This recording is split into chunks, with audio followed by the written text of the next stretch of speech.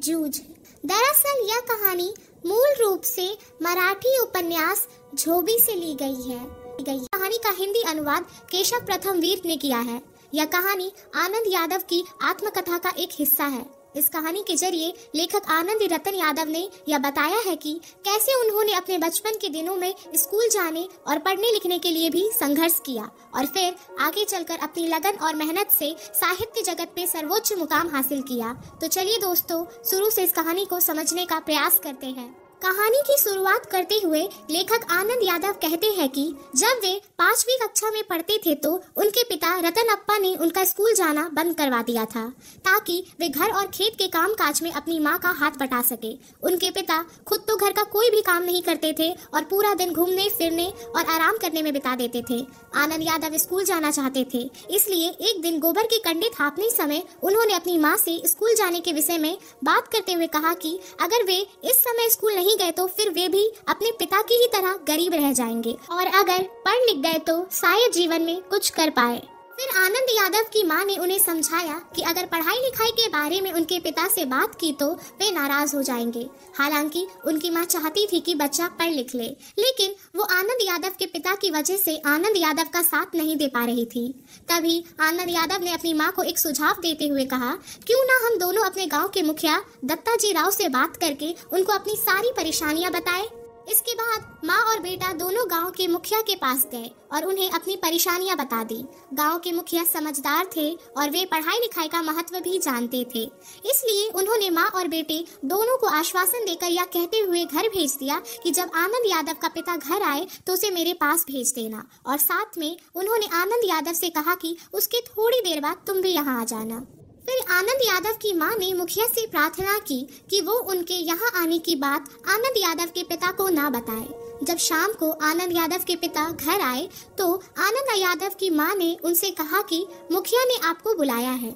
मुखिया का बुलावा आनंद यादव के पिता के लिए सम्मान की बात थी, इसलिए वे सीधे उनसे मिलने चले गए और फिर थोड़ी देर बाद आनंद यादव भी मुखिया के घर पहुंच गए।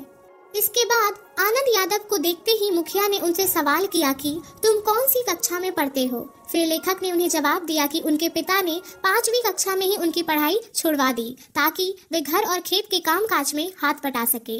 फिर मुखिया ने लेखक के पिता को डांटते हुए कहा कि तुम अपने बच्चे को तुरंत स्कूल भेजो और अगर तुम इसे पढ़ा नहीं सकते हो तो मैं इसे पढ़ाऊंगा। इसके बाद घर पहुंचकर आनंद यादव के पिता ने कुछ शर्तों के साथ स्कूल भेजने के लिए राजी हो गए। वो कुछ शर्तें यह थी कि जैसे सुबह जल्दी उठकर घर के कामों में हाथ बटाना, खेतों में पानी लगाना, जानवर चराना और घर पर अधिक काम होने पर स्कूल नहीं जाना इत्यादि। इसके बाद आनंद यादव ने अपने पिता की सभी शर्तें मान ली और इस प्रकार उन्हें स्कूल जाने दे दिया गया। स्कूल में उनका पहला दिन अच्छा नहीं बीता क्योंकि उनके क्लास के सभी बच्चे अगली क्लास में पहुंच चुके थे और अब उनके क्लास के जो बच्चे थे वो सभी उनसे छोटे थे। फिर कुछ शरारती बच्चों ने उनके साथ शरारत करने का प्रयास किया और कुछ बच्चे ने तो उनके साथ बुरा बर्ताव भी किया। इसलिए उन्होंने सोचा कि अगले दिन वे स्कूल नहीं जाएंगे, लेकिन अगले दिन सुबह फिर तैयार होकर स्कूल चले गए। धीरे धीरे उनका परिचय अपनी कक्षा के एक होनहार छात्र बसंत पाटिल से हो गया। अब लेखक भी बहुत मेहनत से पढ़ाई करने लगे और फिर टीचर ने उन्हें भी बसंत पाटिल के साथ साथ बाकी बच्चों की कॉपी चेक करने के लिए देते थे। फिर बसंत पाटिल और आनंद यादव के बीच गहरी दोस्ती हो गई। उनके स्कूल में एम.वी. सौंदलगेकर नाम के एक टीचर थे जो कि उन्हें मराठी पढ़ाते थे। उनका पढ़ाने का तरीका बहुत अच्छा था और सबसे अलग था। वे मराठी और अंग्रेजी की कविताओं को पूरे ताल और लय के साथ गाकर सुनाते थे, साथ में अभिनय भी करते थे और वे कविताएं भी लिखते थे। उनको देखकर ही लेखक आनंद यादव को कविताएं लिखने में रुचि उत्पन्न हुई। आनंद यादव अक्सर उनकी क्लास में अपने आप को भूल जाते थे और पूरी तल्लीनता के साथ उनकी बातों को सुनते थे और उनके गाने के तरीके, हाव भाव और अभिनय सब कुछ याद कर लेते थे और फिर अपने खेतों में काम करते समय हूबहू अपने टीचर की नकल करते हुए उसका अभ्यास करते थे। पहले आनंद यादव खेतों में काम करते समय किसी न किसी का साथ चाहते थे, लेकिन अब वे अकेले रहना पसंद करने लगी क्योंकि खेतों में काम करते समय वे कविताओं को गाकर, नाच कर और कभी कभी तो उन कविताओं पर अभिनय कर उसका आनंद लेते हैं।